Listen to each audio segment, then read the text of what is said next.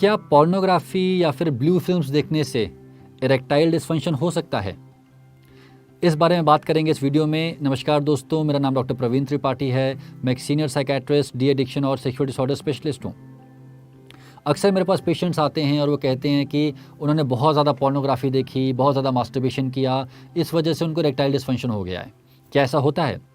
देखिए, बहुत सारी स्टडीज़ की जा चुकी हैं, बहुत सारे मेडिकल जर्नल्स में इस बारे में आर्टिकल्स पब्लिश हुए हैं और उन आर्टिकल्स का एक ही क्वेश्चन था कि क्या पोर्नोग्राफी और ईडी का कोई संबंध है, और जवाब आया था कि नहीं, पोर्नोग्राफी से ऐसा बायोलॉजिकली कुछ भी चेंज नहीं होता।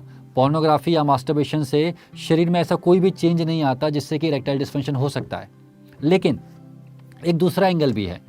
शारीरिक तौर पे तो पोर्नोग्राफी का और इरेक्शन का कोई संबंध नहीं है, इरेक्टाइल डिस्फंक्शन कोई संबंध नहीं है।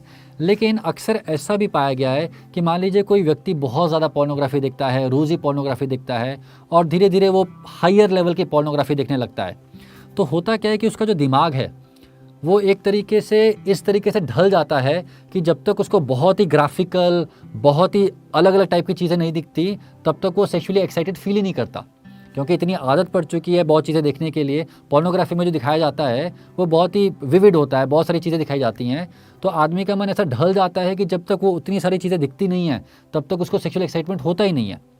और जब ये व्यक्ति नॉर्मल सेक्स करने के लिए आता है तो नॉर्मल सेक्स में तो वो चीज़ें हैं ही नहीं जो पोर्नोग्राफी में होती हैं, तो वो सेक्सुअली एक्साइटेड फील ही नहीं कर पाता, और सेक्सुअली एक्साइटेड फील ही नहीं कर पाता है तो कई बार इरेक्शन की दिक्कत होने लगती है।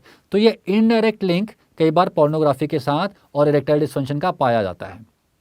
तो फिर से उस सवाल पे आते हैं कि आप पोर्नोग्राफी से ईडी होता है, तो दो जवाब हैं। बायोलॉजिकली नहीं, बट साइकोलॉजिकली कुछ लोगों के केसेस में ये चीज़ इरेक्शन को इम्पैक्ट कर सकती है।